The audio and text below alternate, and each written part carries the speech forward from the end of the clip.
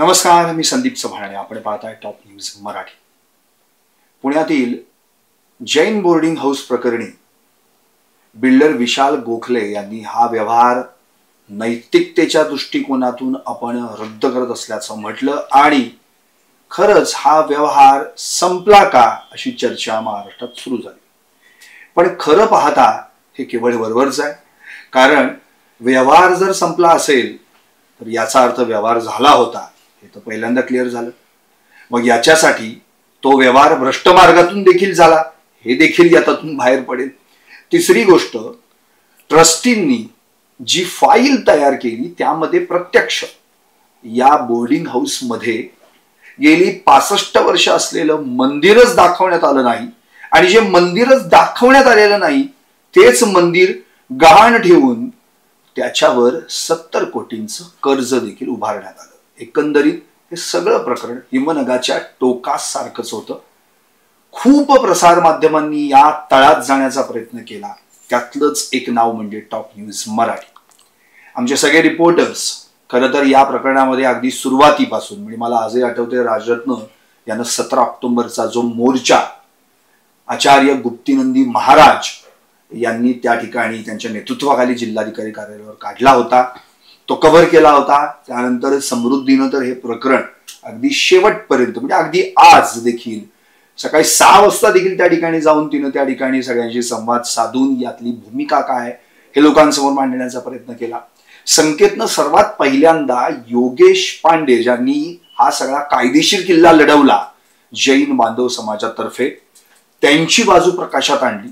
एकंदरीत हे सगळं प्रकरण टॉप न्यूज मराठीने लावून धरलं. आता मूळ मुद्दा असा आहे की रवींद्र धंगेकरांना जेव्हा हे विचारण्यात आलं की याचं सगळं श्रेय कुणाला द्यायला, तर त्यांनी स्पष्ट सांगितलं की हे सगळं श्रेय केवळ आणि केवळ पुणेकरांचं आहे. कारण की ही जागा पुण्याची, इथले सगळे जैन बांधव पुण्यातले, हे मंदिर पुण्याचं आणि त्यासोबतच गुप्तीनंदी महाराजांचे देखील आभार मानले. पण जाता जाता त्यांनी एक डायलॉग नेहमीप्रमाणे टाकलाच. पहिला अंक संपलाय, तिसरा अंक सुरू होण्यापूर्वी दुसऱ्या अंकालाच हे नाटक संपावं, नाहीतर मग पुन्हा एकदा चिरफाड होऊ शकते. अर्थात या सगळ्या प्रकरणातलं आतापर्यंतच सार इतकंच आहे की लढा काही थांबलेला नाहीये. भले व्यवहार रद्द झाला असला तरी प्रत्यक्षात तो उद्याच्या सुनावणीनंतर नेमकं काय घडणार आहे ते अजून पुढे यायचंय.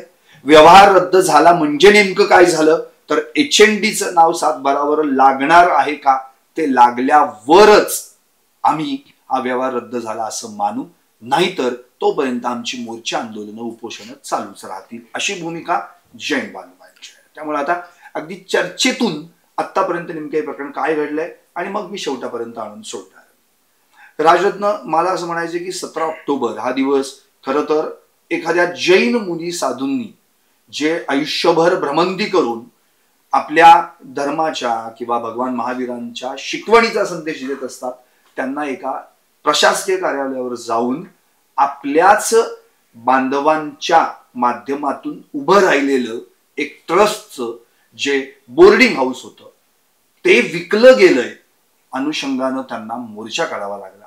काय होतं नेमकं त्या दिवशी काय?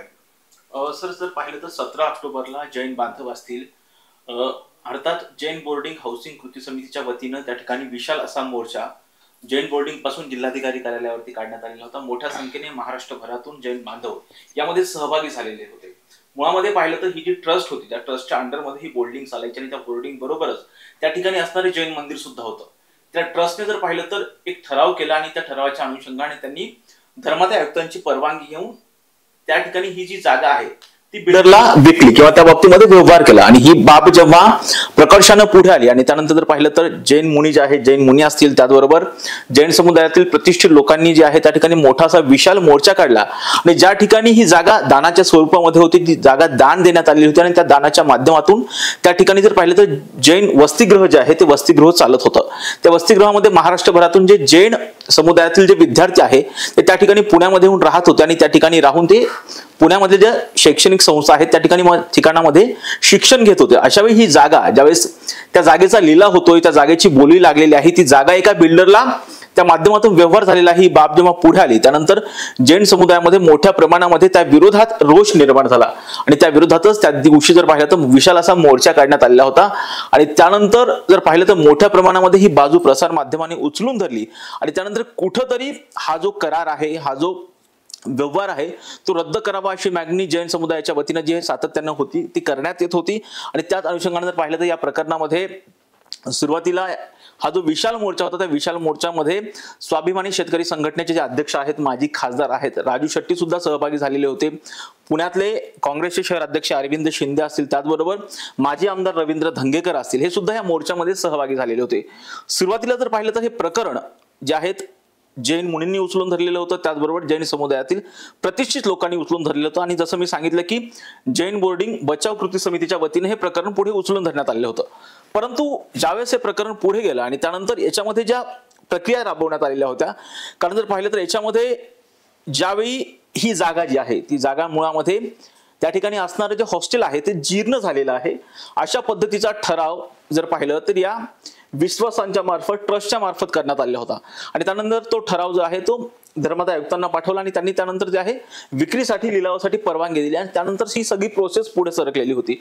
परंतु प्रत्यक्षामध्ये ज्यावेळेस मी त्या ठिकाणी जाऊन कव्हर केलेलं होतं त्यावेळेस योगेश पांडे असतील जे की ॲडव्होकेट आहेत आणि याचिकाकर्ते सुद्धा आहेत, त्यांना ज्यावेळेस आम्ही भेटलो आणि प्रत्यक्ष जाऊन त्या ठिकाणी जेव्हा पाहणी केली त्यावेळेस जर पाहिलं तर ते जे वसतिगृह होतं ते वसतिगृह अजिबात जीर्ण अवस्थेत नव्हतं. त्या ठिकाणी असणारं जे जैन समुदायाचं जे मंदिर होतं ते अत्यंत सुस्थितीमध्ये होतं, ते कशाही पद्धतीचं जीर्ण झालेली अशी अवस्था नव्हती. परंतु या ठिकाणी ज्या पद्धतीचा बनाव करून कुठंतरी विश्वासांच्या मार्फतमध्ये असं सांगण्यात आलेलं होतं की या ठिकाणची जी जागा आहे ती जीर्ण झालेली आहे, हॉस्टेल जे आहे ते जीर्ण झालेलं आहे, त्यामुळे आम्ही त्याचा लिलाव करतोय आणि अशा पद्धतीचं एकंदरीत कुठंतरी विश्वासांच्या मार्फत बिंबवण्यात आलं आणि यामध्ये कुठंतरी धर्मादाय आयुक्तांचा कुठंतरी पाठिंबा घेण्यात आला असा आरोप प्रसार माध्यमांनी केलेला आहे आणि जैन समुदायाच्या वतीने सुद्धा करण्यात आले आहे. त्याविरोधात जर पाहिलं तर सातत्याने जैन मुनी असतील, ॲडव्होकेट योगेश पांडे असतील, त्यानंतर जर पाहिलं तर रवींद्र धंगेकर यांनी ही बाजू उचलून धरली आणि त्याचाच परिपाक जर पाहिलं. मी आता रवींद्र धंगेकर तू नाव घेतलंस म्हणून मी समृद्धीकडे जाणार, पण तत्पूर्वी विशाल मोर्चा, संगीत विशाल मोर्चा हा शब्द म्हटल्यामुळे त्यातला जो विशाल आहे तो शब्द घेतो आणि मी तुझ्याकडे येतो. असाच विशाल गोखले जे बिल्डर आणि आपले केंद्रीय राज्यमंत्री मुरलीधर मोहोळ यांचे मित्र, त्यांचं तर एक स्टेटमेंटच आहे आणि माध्यमांसमोर आहे समृद्धी. विशाल गोखले माझा कालही मित्र होता, आजही आणि उद्याही राहील. मला संगीत असं विचारायचं आहे की विशालला किंवा विशाल गोखलेंना ही जागा मिळवून देण्यासाठी जशी मुरलीधर मोहोळ यांनी मैत्री निभावली असं दंगेकर म्हणतात, तसं आता विशाल गोखलेंनी देखील हा व्यवहार रद्द करून मुरलीधर मोहोळ अडचणीत येऊ पाहतायत म्हणून आपली मैत्री निभावली असं तुला म्हणायचंय? अगदी निश्चित सर, असं 100% म्हणता येऊ शकतं. कारण केंद्रीय राज्यमंत्री मुरलीधर मोहोळ हे 22 ऑक्टोबरला जैन मंदिरामध्ये जातात, त्या ठिकाणी आचार्य गुप्तीनंदीजी यांची भेट घेतात. जैन बांधव मुरलीधर मोहोळांना घेराव देखील घालतात. मुरलीधर मोहोळ म्हणतात की त्यांनी घेराव नव्हता घातला, आम्ही चर्चा करत होतो, तुम्ही ते सगळे फुटेज जे आहे ते नीट काढून बघा वगैरे. पण या सगळ्यानंतर मुरलीधर मोहोळ हे विशाल गोखलेंना पत्र देतात किंवा गोखले कन्स्ट्रक्शनला असं म्हणतात की तुम्ही या सगळ्या व्यवहारातून आता माघार घेतली पाहिजे. आणि त्यानंतर लगोलग जैन धर्मियांची सगळी मुनी संघटना आणि राजू शेट्टी अशी सगळी जी काही बैठक होती त्या बैठकीच्या दरम्यानच विशाल गोखलेंचं HNDचा जो मेल आहे त्या मेलवर एक मेल येऊन धडकतो आणि त्या मेलमध्ये ते म्हणतात की या व्यवहारातून मला आता माघार घ्यायची आहे, त्यामुळं नैतिकदृष्ट्या विशाल गोखले यांच्या लक्षात नैतिकदृष्ट्या मला या सगळ्यातून माघार घ्यायची आहे. मी जे काही 230 कोटी रुपये दिले आहेत ते ट्रस्ट मंडळाने मला परत देखील द्यावेत असं ते म्हणतात. मात्र या सगळ्यामध्ये आता धर्मादाय आयुक्तांनी ते 230 कोटी जे आहेत ते गोठवलेले आहेत आणि या सगळ्यामुळेच निश्चितपणे असं म्हणता येऊ शकतं की मुरलीधर मोहोळांखातर विशाल गोखलेंनी आपली मैत्री निभावण्यासाठी यातून माघार घेतलेली आहे. नक्कीच. समृद्धी, मला एक आणखी एक प्रश्न असा पडलाय की मुळात विशाल गोखले यांनी मैत्री निभावली वगैरे सगळं ठीक आहे, मुरलीधर मोहोळ, पण याच्यातली क्रोनॉलॉजी पण आपण समजून घेऊ. योगेश पांडे यांनी, तुला आठवते संकेत, तू घेतलेल्या मुलाखतीमध्ये असं आवाहन केलं होतं की मुरलीधर अण्णांनी जैन मंदिराला दीपावली आणि महानिर्वाण दिन आहे भगवान महावीरांचा, तर जैन मंदिराला भेट द्यावी आहे ना, दर्शनासाठी यावं त्यांनी वगैरे. तिथून ही क्रोनॉलॉजी सुरू झाली. 2-3 दिवसांनी, त्या दिवशी तर अण्णा गेले नाहीत, पण 2-3 दिवसांनी अण्णांनी तिथं जाणं, मग तिथं आश्वासन देणं की मी प्रयत्न करेन, मग नंतर प्रयत्न करेन असं म्हटल्यानंतर वरिष्ठ पातळीवरची सूत्र हलणं. नाही सर, त्यानुसार त्याआधी मुख्यमंत्र्यांची आणि मुरलीधर मोहोळांची भेट होणं. हा म्हणजे आता त्याही पलीकडे गेली ती भेट, ती तर अगदी अमित शहापर्यंत जाऊन पोहोचली. म्हणजे केंद्रीय गृहमंत्र्यांपर्यंत जाऊन विमानतळावर रात्री 1:30 वाजता त्यांचं स्वागत करणं. आणि हे सगळं झाल्यानंतर इकडे एक डॅमेज कंट्रोल करण्यासाठी एकनाथ शिंदेंनी पुण्यात येऊन रवींद्र धंगेकरांना सांगणं. म्हणजे मला असं वाटतं ही जी क्रोनॉलॉजी जी आपण पाहिली समृद्धी, तर याच्यात 3 गोष्टी फार महत्वाच्या ज्या समोर येतात, ज्या तिन्ही स्वतःहून तू कव्हर केल्यात. पहिला, मुरलीधर अण्णा जेव्हा जैन मंदिरात गेले तेव्हा तू त्यांचा एक बाईट केला होतास. त्यावेळी त्यांनी जी तुला माहिती दिली तेव्हा आपण म्हणतो ना की असं बॉडी लँग्वेज त्यांची आणि सगळं सांगून की कशा पद्धतीने ते बोलले. दुसरी गोष्ट, त्यानंतर तू दंगेकरांचा पण बाईट केला. आणि तिसरी गोष्ट म्हणजे एकनाथ शिंदे आल्यानंतर एकनाथ शिंदे काय म्हणाले या संदर्भात, ह्याची क्रोनॉलॉजी जरा लोकांसमोर कशी मांडता येईल?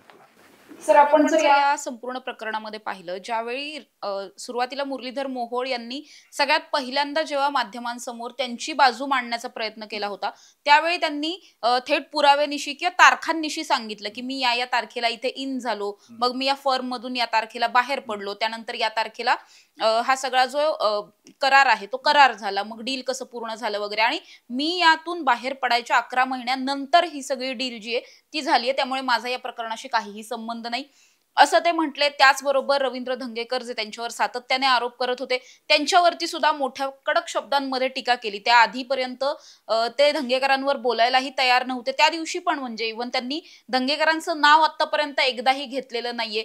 तो माणूस असं म्हणून ते बोलतात आणि नाव घेणार नाही असं ते नेहमी म्हणतात. त्यांनी अगदी तारखांवाईज ही सगळी क्रोनॉलॉजी समजून सांगितली. मात्र तरी सुद्धा असं वाटत होतं की जेव्हा त्यांनी या तारखा सांगितल्या त्यानंतर सगळ्यांना असं वाटलं की आता कदाचित धंगेकर शांत बसतील, कारण त्यांनी तारखांनिशी पुराव्यानिशी दाखवलेलं आहे की बाबा आपण या ट्रस्टमध्ये तेव्हा नव्हतोच, या फर्म मध्येच आपण नव्हतो जेव्हा हा सगळा करार झाला. मात्र दुसरीकडे असं झालं की इथे मुरलीधर मोहोळ बोलत नाही तोपर्यंत इकडे लगेचच अगदी 5 मिनिटांमध्येच धंगेकर यांची बाईट ऐकतात आणि मग लगेच धंगेकर सुद्धा स्वतः लाईव्ह येतात आणि मग धंगेकर या सगळ्यावरती असं म्हणतात की मुळात हा जो काही विषय आहे, ही डील करायचंय असं खूप आधीपासून चर्चा चाललेली होती. त्यामुळे असं नव्हतं की मुरलीधर मोहोळांना हे माहीत नव्हतं, त्यांच्या कानावर नव्हतं. मग जाणून बुजून त्यांनी स्वतः या फर्म मध्ये राहून सगळे व्यवहार करून घेतले आणि सगळं रेडी झाल्याच्या नंतर मग ते तिथून बाहेर पडले. का तर मग आता हे आपल्या अंगाशी यायला नको असं म्हणून त्यांनी आणखी एक त्याच्यामध्ये ट्विस्ट आणला की जरी तुम्ही तेव्हा नव्हतात तरी तुम्ही आधीपासून होतात आणि तुम्ही थोडक्यात बाहेरून पाठिंबा दिलेला होता या सगळ्याला, असं म्हणून पुन्हा एकदा रवींद्र धंगेकर बोलायला चालू झाले. पहिल्या दिवशी अण्णा खूप कॉन्फिडंट वाटत होते कारण त्यांनी पुरावे घेऊन ते सादर झालेले होते. त्यानंतर मात्र वारंवार त्यांच्यावरती होणारी टीका वाढली. एकीकडे राजू शेट्टी बोलत होते, दुसरीकडे रवींद्र धंगेकर बोलत होते, तिसरीकडे जैन समुदाय जो आहे त्यांचा सुद्धा मोठ्या प्रमाणात आक्रोश वाढलेला होता.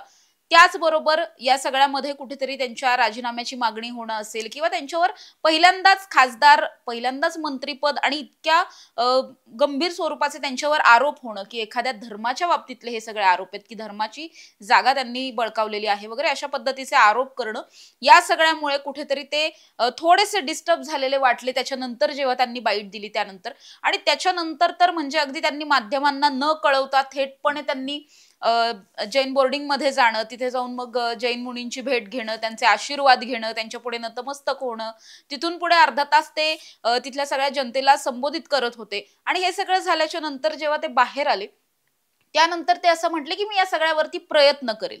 पण तरी सुद्धा ते तोपर्यंतही असं म्हणायला तयार नव्हते की मी हा करार रद्द करू शकतो. आणि तिथल्या सगळ्या लोकांचं असं म्हणणं होतं की तुम्ही एकदा असं म्हणा की मी रद्द करतो, मात्र रद्द करण्याऐवजी मी प्रयत्न करतो असं ते म्हणत होते. अर्थात मी प्रामाणिक प्रयत्न करेल वगैरे असं ते सांगतच होते पहिल्यापासून. त्यामुळे पण काही लोकांचा विश्वास बसत होता, काहींचा बसतही नव्हता.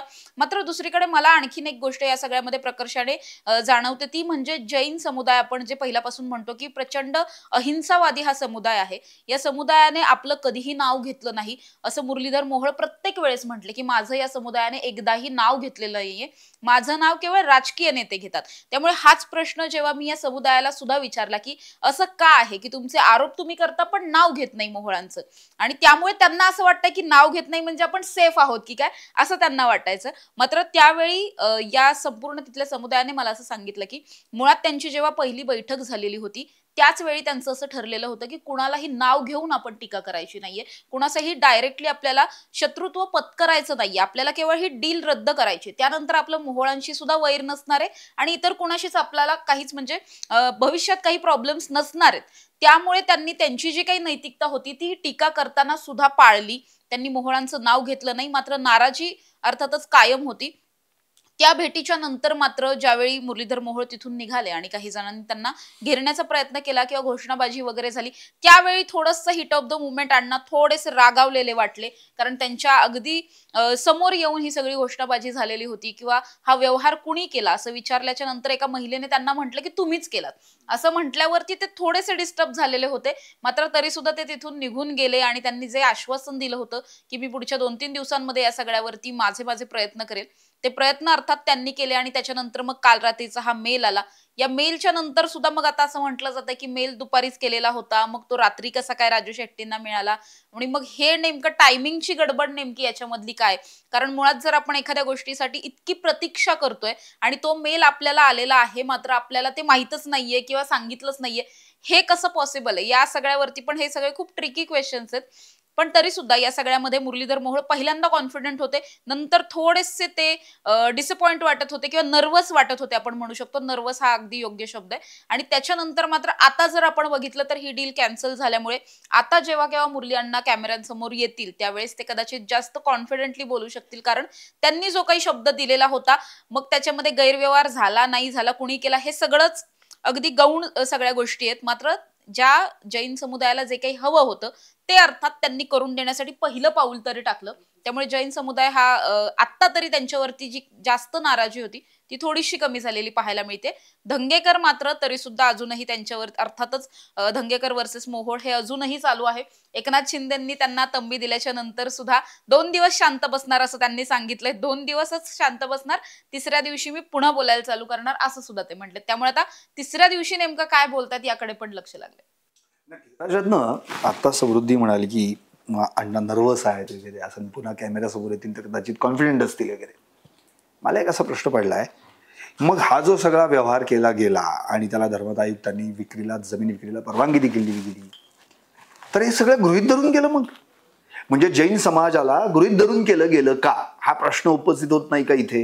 हे काय कोण बोलतंय आपल्याला, चला करा.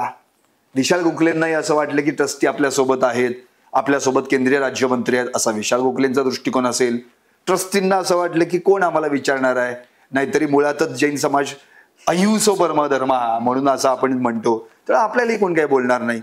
आणि अण्णांपर्यंत हे प्रकरण येणारच नाही असं अण्णांनी पण गृहीत धरलं का, तर ऑलरेडी मी 11 महिने आधीच याच्यातून बाहेर पडलेलो, त्यामुळे मी काही कायदेशीर दृष्ट्या याच्यामध्ये कुठे येतच नाहीये. हे सगळं जनतेला गृहीत धरून केलं असं तुला वाटतं? नक्कीच सर, कुठेतरी जनतेला गृहीत धरून हा सगळा प्रकार झालेला आहे असं वाटतं. कारण योगेश पांडे बोलताना असं म्हणाले होते, ज्यावेळेस लोकसभेची निवडणूक सुरू होती त्यावेळेस मुरलीधर मोहोळ या ठिकाणी आलेले होते, जैन मंदिरामध्ये आलेले होते आणि त्यांच्यासोबत हे जे बिल्डर आहेत विशाल गोखले हे सुद्धा त्यांच्यासोबत होते. आणि त्यानंतर जर पाहिलं तर मुरलीधर मोहोळ ज्यावेळेस मंत्री झाल्याच्या नंतर जसं सांगितलं की ही 11 महिन्याच्या पूर्वी त्यांनी, जसं समृद्धीने सांगितलं, 11 महिने आधीच मुरलीधर मोहोळ यांनी ह्या ज्या पार्टनरशिपमध्ये होते की गोखले यांच्यासोबत जी पार्टनरशिप होती त्या पार्टनरशिप मधून मुरलीधर मोहोळ हे बाहेर पडलेले होते असं मुरलीधर मोहोळ यांनी प्रसार माध्यमांशी बोलताना सांगितलेलं होतं. परंतु दुसरी एक महत्वाची बाब आहे, या ठिकाणी जी विश्वस्त आहेत, या ठिकाणची जी ट्रस्टी आहेत, त्या ट्रस्टीने कुठेतरी आपल्याकडं या सगळ्या ट्रस्टचे, त्या जागेचे जवळपास 3 एकर जागा आहे, त्या सगळ्या जागेचे अधिकार आहेत, ते जैन मंदिर सुद्धा आपल्याच अधिपत्याखाली आहे असं कुठंतरी भासवण्याचा प्रयत्न केला. आणि त्यानंतर त्यांनी सुरुवातीपासूनच ही प्रक्रिया राबवली की कशा पद्धतीने जर आपल्याला ही जागा विकायची असेल तर सगळ्यात आधी आपल्याला असं सांगावं लागेल की ही जागा, ते हॉस्टेल जे आहे ते जीर्ण झालेलं आहे, या जागेची आम्ही देखभाल करू शकत नाही असं कुठंतरी धर्मादाय आयुक्तांना हे बिंबवावं लागेल. आणि तशा पद्धतीचा त्यांनी ठराव केला, तशा पद्धतीचा ठराव त्यांनी धर्मादाय आयुक्तांना पाठवला. धर्मादाय आयुक्तांना पाठवल्याच्या नंतर त्यांनी तशा पद्धतीची परवानगी दिली आणि त्यानंतर सगळ्या ज्या बोली लागलेल्या आहेत त्या सगळ्या बोली पुढे आलेल्या आहेत. आणि त्यामुळे ही कुठेतरी विशाल गोखले यांना या बाबतीमध्ये जागेचे ते व्यवहार झाले आणि कुठेतरी जैन समुदायाला याच्यामध्ये ट्रस्टींनी कुठेतरी गृहीत धरलेलं होतं. परंतु आपण म्हणतोय की ज्यावेळेस जे महाराज होते, जैन मुनी होते, समृद्धीनी असेल किंवा संकेतने त्यांच्याशी जेव्हा संवाद साधला तेव्हा त्यांचं म्हणणं होतं की जैन समुदायामध्ये दानाला फार महत्व आहे, एकदा दान केलेली जी काही गोष्ट असेल, जी काही जागा असेल ती परत घेतल्या जात नाही. आपण एकदा एखादी आपली थुंकी थुंकल्याच्या नंतर ती आपण परत साठवू शकत नाही. अगदी तशाच पद्धतीने जैन समुदायामध्ये आहे. त्यामुळे हे जे व्यवहार केलेले आहेत ते अत्यंत वाईट पद्धतीचे व्यवहार आहेत आणि या व्यवहारामध्ये जेही लोक सहभागी असतील त्यांचा सर्वनाश होईल अशा पद्धतीचे वक्तव्य जैन मुनींनी सुद्धा केलं होतं. त्यामुळे कुठेतरी जैन समुदायाला कुठेतरी गृहीत धरून ट्रस्टीने हा व्यवहार केला होता. या व्यवहारामध्ये कुठेतरी मुरलीधर मोहोळ यांचा आशीर्वाद आहे असं सुद्धा या जैन समुदायातील लोकांकडून सांगण्यात येत होतं आणि त्याच रोषाला कुठेतरी मुरलीधर मोहोळ यांना पुढे जावं लागलं. संकेत, 25 नोव्हेंबर 2024 अण्णा या भागीदारीतून बाहेर पडले. 8 ऑक्टोबर 2025 डीड झालं. ओके, डन झालं डीड. आता त्या दरम्यान धर्मदाय आयुक्तांनी मग नंतर पुढे या संदर्भामध्ये जमीन विक्रीला देखील परवानगी दिली, पैसे मिळाले गोखलेंनी म्हणजे ट्रस्टींना, असं ह्या सगळ्या गोष्टींमध्ये. मला एक असा प्रश्न म्हटला की हे सगळं जेव्हा घडत होतं तेव्हा म्हणजे जसं समृद्धीने सांगितलं की आधी फेब्रुवारीमध्ये त्या ठिकाणी अण्णांचं जाणं, चकोर गांधी नावाचे विश्वस्त त्यांच्यासोबत असणं, विशाल गोखले बिल्डर त्यांच्यासोबत उपस्थित असणं, ही जागा आहे, हे असं आहे, टेंडर भरूयात, मिळेल, सगळं करूयात अशी पाहणी करणं, नंतर अण्णा केंद्रीय राज्यमंत्री होणं, मग अरे ती नाही का ती जागा आणि आपण ती पाहिलेली वगैरे, मग त्यामध्ये ते असतील, बडेकर असतील, यांनी त्या ठिकाणी टेंडर भरणं, रांजणे असतील टेंडर भरणं आणि फॉर्मॅट एकच असणं आणि विशाल गोखलेंना तो व्यवहार करण्याची संधी मिळणं, हे सगळं म्हणजे तुला असं वाटत नाही समृद्धी की ऑलरेडी रेडी आहे, फक्त असं आपण म्हणतो ना किराणा मालाची यादी असते, हा तू विचार साबुदाणा आणलं का, आणला, पोहे आणले, असं टिक करत करत करत करत आलं, व्यवहारही झाला. व्यवहार झाल्यानंतर व्यवहार झाला नंतर सुद्धा हे सगळं शांत आहे प्रकरण. पण जेव्हा वर आलं ते जी काही किराणा मालाची यादी त्यात जेव्हा क्लिअर झालं, अरे हे तर आपण मागितलंच नव्हतं, त्यावेळी हा विषय डोक्यात आला की मग वरपर्यंत जेव्हा गेलो तेव्हा खोलवर लक्षात आलं की इथपर्यंत प्रकरण पोहोचलेलं आहे. इतकंच नाही, रवींद्र धंगेकर यांनी मध्ये मुद्दा पण काढला जेट विमानाचा, जो प्रायव्हेट जेट विमान. आता केंद्रीय राज्यमंत्री जर आपले नागरी वाहतूक मंत्री केंद्रीय राज्यमंत्री स्वतः मुरलीधर मोहोळ असतील आणि विशाल गोखलेंचा जेट विमानाचा प्रायव्हेटचा विषय प्रोजेक्ट असेल, या ज्या रवींद्र धंगेकरांनी काढलेल्या ज्या गोष्टी आहेत या गोष्टी शेवटी डोईजड व्हायला लागल्या आणि मग भाजपनं ठरवलं की आता बास. आतापर्यंत जर आपण एक पाहिलंय भाजपचं ना, तर भाजपच्या कुठल्याही व्यक्तीवर कितीही आरोप झाले तरी त्याला दूर सारलं जात नाही, त्याचा राजीनामा घेतला जात नाही. उलट हे सगळं झाल्यानंतर त्याला सावरून कसं स्थिर स्थावर करता येईल हेच केलं जातं आणि तेच हे या प्रकरणात घडलं असं मला तरी वाटतं. काय वाटतं तुझं एक पॉलिटिकल ओपिनियन याच्यावरचं काय?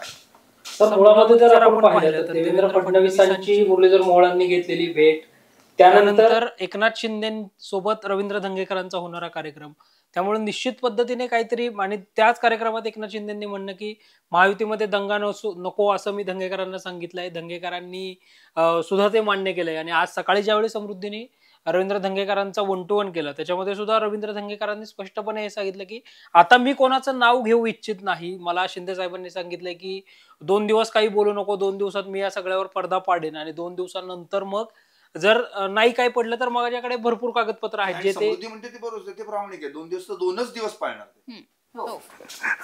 अगदी निश्चित आहे. या सगळ्यामध्ये निश्चितपणे कुठेतरी एक पॉलिटिकल स्ट्रॅटेजी निश्चितपणे झाली असावी, ज्या पद्धतीने एक याच्यामध्ये असा देखील एक शंका आहे जी उदय सामंतांनी सुद्धा स्पष्टपणे सांगितलं की मग नवी मुंबईमध्ये ज्या पद्धतीने गणेश नाईक एकनाथ शिंदेंवर बोलतायत, श्रीकांत शिंदेंवर बोलतायत, म्हणजे ठाणे महानगरपालिकेमध्ये जी 14 गावं समाविष्ट करायची आहेत त्या अनुषंगाने बोलताना सुद्धा गणेश नाईकांनी थेट, जरी श्रीकांत शिंदे एकनाथ शिंदेचं नाव घेतलं नसलं तरी ते असं म्हटलं की कोणाच्या तरी एका व्यक्तीच्या लहरीपणाचा बोजा मी अख्ख्या मुंबईकरांवर का टाकू, ठाणेकरांवर का टाकू. ह्याच्यातून त्यांचा रोख हा किंवा त्यांचा अंगुली निर्देश हा एकनाथ शिंदेकडे होता या श्रीकांत शिंदेकडे होता हे तर स्पष्ट होतच. किंवा अगदी कोकणामध्ये सुद्धा राजन तेलीन असतील किंवा उदय सामंतांच्या मतदारसंघामध्ये सुद्धा शिवसेना वर्सेस भाजप असा संघर्ष जो आपल्याला पाहायला मिळतो. कालच नितेश राणे म्हटलेत की लोकसभा निवडणुकीला शिवसेनेचं वोट ट्रान्सफर भाजपला झालंच नाही, त्यातून मग नितेश राणेंचा कलगीतुरा, असा जो काही महायुतीमधला काही अंतर्गत संघर्ष आहे त्यातून कुठेतरी रवींद्र धंगेकर आरोप करताना आपल्याला पाहायला मिळत होते. रवींद्र धंगेकर तर अगदी ज्यावेळी शिवसेनेमध्ये आले त्यानंतरच भाजपच्या अनेक नेत्यांना त्यांनी निशाण्यावर घेतल्याचं पाहायला मिळालेलं होतं. अनेक भाजपच्या नेत्यांवर ते टीका करताना पाहायला मिळत होते. आणि दुसऱ्या बाजूला या सगळ्या म्हणजे कुठेतरी आपण जर पाहिलं तर तुमचे गणेश नाईक बोलतात तर आमचे धंगेकर बोलतायत, अशी काहीतरी ती स्ट्रॅटेजी तिथे झाली असावी. त्यानंतर मग आता स्थानिक स्वराज्य संस्थांच्या निवडणुका आहेत, महायुतीमध्ये सगळं काही स्थिर चालू आहे, आपलं सगळं आपल्यामध्ये सगळं व्यवस्थित चालू आहे हे दाखवण्यासाठी आता कुठेतरी आम्ही गणेश नाईकांना आवरतो, तुम्ही धंगेकरांना आवरा, अशी काहीतरी स्ट्रॅटेजी. म्हणजे तो करार होण्यासाठी हा करार मोडला म्हणायचं. या सगळ्यामध्ये जर आपण पाहिलं म्हणजे जी बाजू आपण पहिल्यांदा जैन बोर्डिंगच्या अनुषंगाने प्रेक्षकांसमोर आणली होती, ती जी 3.5 एकर जागा आहे जैन बोर्डिंगची, शेठ हिराचंद नेमचंद दिगंबर जैन बोर्डिंग ट्रस्ट नावाने ती जागा आहे. त्या जागेमध्ये 10 मजली अंडरग्राऊंड पार्किंग आणि इन्व्हायरमेंटल क्लिअरन्स मिळाला तर 46 मजल्याची इमारत तिथं उभी राहणार होती. त्याचा तो प्लॅन संपूर्ण मंजूर झाला होता. सेलडीड झाल्यानंतर ताबडतोब जयंत नांदुरकर नावाचे जे तिथले ट्रस्टी आहेत त्या ट्रस्टींच्या स्वाक्षरीने पुणे महानगरपालिकेतल्याही काही अधिकाऱ्यांना हाताशी धरून हा सगळा प्लॅन जो आहे तो अगदी म्हणजे आपण पाहिलं की एखादी लोनची प्रोसिजर जेव्हा आपण करतो ती प्रोसिजर झाल्यानंतर ती लोनची प्रोसिजर झाल्यानंतरच खरेदी खत वगैरे होताना आपल्याला पाहायला मिळतं. प्रत्यक्षात इथे साठेखत आणि गहाण खत ग्राह्य धरून तो संपूर्ण प्लॅन जो आहे तो मंजूर झाल्याचं आपल्याला पाहायला मिळालेलं होतं. आणि त्यानंतर तोच प्लॅन पुन्हा धंगेकरांनी मांडणं किंवा पुणे शहरातले सामाजिक क्षेत्रामध्ये काम करणारे माहिती अधिकार कार्यकर्ते विजय कुंभारांनी ते सगळं उजेडात आणणं आणि त्यानंतर मग त्या प्लॅनच्या अनुषंगानं चर्चा होणं आणि मग आता त्यातून विशाल गोखलेंनी घेतलेली मागणी हे सगळं कुठेतरी पूर्वनियोजित असल्यासारखंच एकंदरीत. नक्कीच मला तर समृद्धीकडे यायचं. मला असं म्हणायचं की आता आपण जी सगळ्यांची नावं घेतली अगदी विजय कुंभार सुद्धा याच्यात एक नाव फार महत्वाचं आहे ज्यांनी आज थेट या विषयालाच हात घातला, ते म्हणजे वंचितचे अध्यक्ष बाळासाहेब आंबेडकर. तर त्यांच्या म्हणण्यानुसार ऑलरेडी हा व्यवहारच होऊ शकत नाही, तो रद्दच होणार, बद्दल वादच नाही आणि मुळात ते कायदेच नाही. त्यामुळे त्यांना याच्यात सगळं डिटेल माहिती आहे. त्यांची भूमिका अगदी थोडक्यात सांगशील की त्यांचं म्हणणं काय? सर, आज जेव्हा प्रकाश आंबेडकर हे स्वतः त्या ठिकाणी आले, त्यांनी काही वेळ मंदिराची वगैरे पाहणी केली, त्या जागेची पाहणी केली, भेट वगैरे घेतली तिथल्या मुलींची आणि त्यानंतर ते अर्थात माध्यमांसमोर आले. त्यावेळी मात्र त्यांची भूमिका हे राजकीय नेत्यापेक्षा जास्त ते कायदे तज्ज्ञ म्हणून बोलत होते. टेक्निकल लीगल काय काय गोष्टी आहेत या सगळ्यामध्ये ते त्यांनी सांगितलं.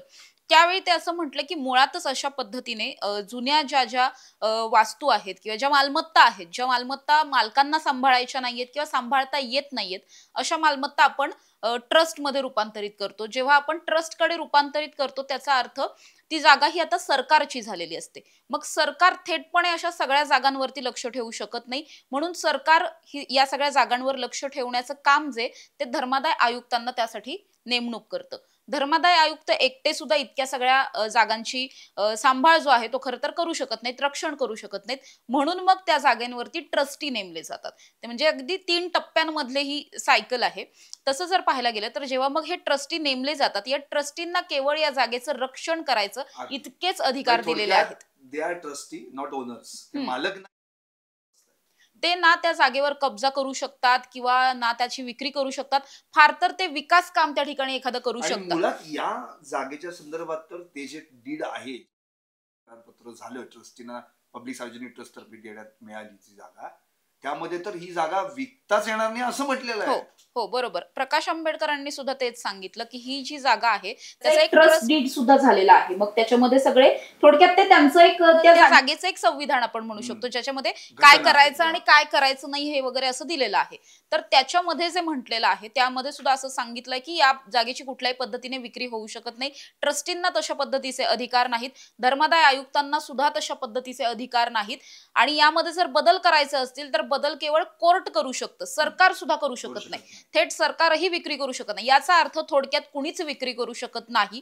तरी सुद्धा सरकारच्या विरोधात जात, धर्मादाय आयुक्तांची जी काही नियमावली आहे त्याच्या विरोधात जात, जैन समाजाच्या विरोधात जात हा कुठेतरी व्यवहार जो आहे तो सगळा झाला. म्हणजे एकतर खूप डेअरिंगचं काम म्हणावं लागेल की सगळ्यांना गृहीत धरलं गेलं आणि प्रचंड डेअरिंगने हे सगळं केलं गेलं. कारण हे जर बुमरँग झालं सुद्धा वाटत नाही. हो बरोबर बरोबर. जितक्या फास्ट हे सगळं केलं गेलेलं होतं तितक्याच रिव्हर्स मध्ये ते सगळं पुन्हा समोर आलं आणि त्यामुळेच हे सगळं उघडं सुद्धा पडलेलं पाहायला मिळालं. त्यामुळे प्रकाश आंबेडकरांनी सुद्धा हेच सांगितलं, उद्या जेव्हा धर्मादाय आयुक्तांच्या समोर या सगळ्याची सुनावणी पार पडणार आहे, मुळात ही जागा विकता येऊच शकत नाही, त्यामुळे त्यांना हाच निर्णय द्यावा लागणार आहे की हे सगळं रद्द करा.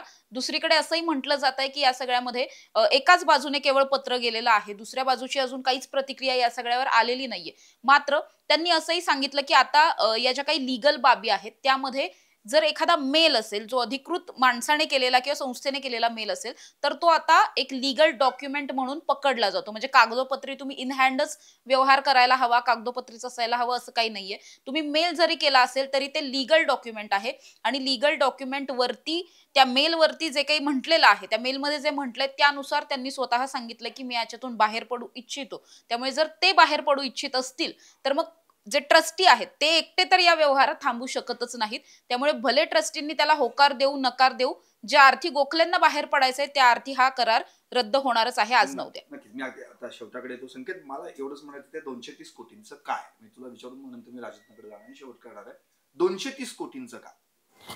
मुळामध्ये सर त्या संपूर्ण जैन बोर्डिंगच्या जागेचं व्हॅल्युएशन आत्ताच्या करारानुसार काढलं तर ते 2500 कोटींच्या घरामध्ये जातं. त्यामुळे 2500 कोटींची जागा 230 कोटींमध्ये डील सगळी बसवणारी अदृश्य शक्ती कोण, हा प्रश्न अनुत्तरित आहे, ज्याचं उत्तर खरं तर योगेश पांडेंनी आपल्याच मुलाखतीमध्ये सुद्धा त्या सगळ्या कायदेशीर दृष्टिकोनातून दिलं देखील होतं. मात्र ती अदृश्य शक्ती कोण आहे नेमकं, ट्रस्टी आहेत की मग बिल्डरच्या ऑफिसमधले कोणी आहेत किंवा स्वतः बिल्डर आहेत, हा सगळा प्रश्न तर निश्चितपणे अनुत्तरित आहेतच. आता त्या 230 कोटींचं काय, तर त्याच्यावर ज्या धर्मदाय आयुक्तांनी सुरुवातीला परवानगी या सगळ्या विषयाला दिली होती, त्या अमोक कलोटींनी नंतर स्थगिती देखील दिली. उद्या त्या अनुषंगानं सुनावणी देखील धर्मदाय आयुक्त कार्यालय मुंबईमध्ये होताना आपल्याला पाहायला मिळणार आहे.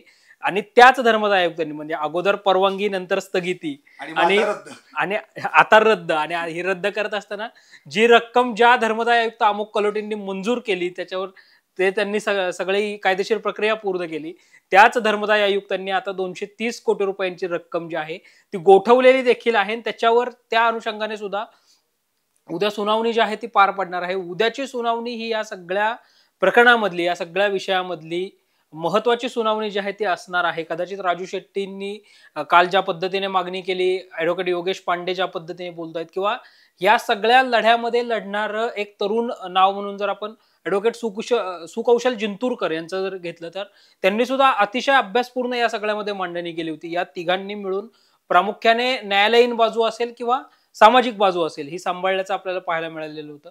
त्यामुळे उद्याच्या सुनावणीमध्ये हा व्यवहार रद्द करण्यासंदर्भातला काय निर्णय होऊ शकतो, ट्रस्टी या सगळ्यावर काय निर्णय घेऊ शकतात आणि धर्मदाय आयुक्त या दोन्ही निर्णयांच्या अनुषंगाने काय आदेश देतात, हे पाहणं महत्वाचं आहे. नक्कीच. राजा, तुम्ही थोडे या प्रकरणाचा, हे सगळं स्थानिक स्वराज्य संस्थाच्या निवडणुका डोळ्यांसमोर ठेवून बऱ्याच जणांनी आपापले भात्यातले मान काढले आणि एकमेकांवर आरोप प्रत्यारोप करण्याचा प्रयत्न केला. अनेक जणांनी, म्हणजे अगदी लोकांची तर दिवाळी संपली पण आहेत तेवढे फटाके वाजवा असा प्रकार झाला.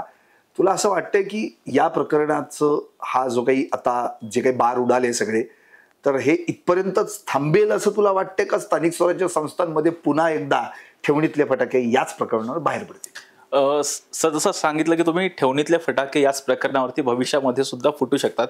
त्याचं महत्त्वाचं कारण म्हणजे सातत्याने जर पाहिलं आपण या प्रकरणामध्ये रवींद्र धंगेकरांची झालेली एंट्री आणि सातत्याने रवींद्र धंगेकर केंद्रीय राज्यमंत्री मुरलीधर मोहोळ यांना या प्रकरणामध्ये टार्गेट करताना पाहायला मिळतात. खरं तर रवींद्र धंगेकर आणि मुरलीधर मोहोळ अशी लढाई जी आहे आपण लोकसभा निवडणुकीपासूनच पाहतोय आणि त्यामुळे आता त्याची पुढची कंटिन्यू पार्ट आता आपल्याला या जैन बोर्डिंगच्या माध्यमातून पाहायला मिळतो. आणि त्याचबरोबर जशा पद्धतीचं आता तुम्ही जेट विमानाचं सांगितलेलं होतं, जवळपास 197 कोटींचा नुकसान जे आहे भारतीय हवाई विभागाचं झाल्याचं अर्थात आमदार रवींद्र धंगेकर यांनी काल ट्विटच्या माध्यमातून तसा आरोप सुद्धा केला होता. त्यामुळे एवढं तर स्पष्ट आहे, रवींद्र धंगेकर जरी एकनाथ शिंदेनी सांगितलं की महायुतीमध्ये दंगा नको, तरी सुद्धा रवींद्र धंगेकर थांबण्याच्या मनस्थितीमध्ये दिसत नाहीयेत.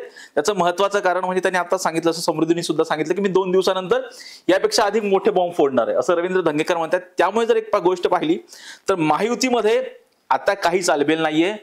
आगामी स्थानिक स्वराज्य संस्थांच्या निवडणुका भारतीय जनता पक्ष पुण्यातल्या विशेषतः स्वबळावरती लढू शकतो आणि त्याचीच तयारी कुठेतरी रवींद्र धंगेकरांनी केली आहे असं या माध्यमातून दिसून येतं. आणि दुसरी एक महत्त्वाची बाब म्हणजे याच जैन बोर्डिंगच्या व्यवहारातून मुरलीधर मोहोळ यांच्यावरती आज जर पाहिलं तर महाविकास आघाडीच्या वतीनं सुद्धा धर्मादाय आयुक्त कार्यालयाच्या समोर निदर्शने करण्यात आली होती. त्यामध्ये काँग्रेस पक्ष असेल आणि राष्ट्रवादी काँग्रेस पक्ष, शरदचंद्र पवार पक्ष सुद्धा सहभागी झालेला होता. आणि याच प्रकरणावरून मुरलीधर मोहोळ यांना टार्गेट करण्याचा प्रयत्न सध्या केला जातोय. त्याचं महत्त्वाचं कारण म्हणजे पुण्यातील भाजपचा महत्त्वाचा चेहरा म्हणजे मुरलीधर मोहोळ आहेत आणि त्यामुळे मुरलीधर मोहोळ यांना आता रवींद्र धंगेकर असतील आणि त्याचबरोबर महाविकास आघाडीच्या माध्यमातून टार्गेट करण्याचा प्रयत्न हा सातत्याने केला जाऊ शकतो.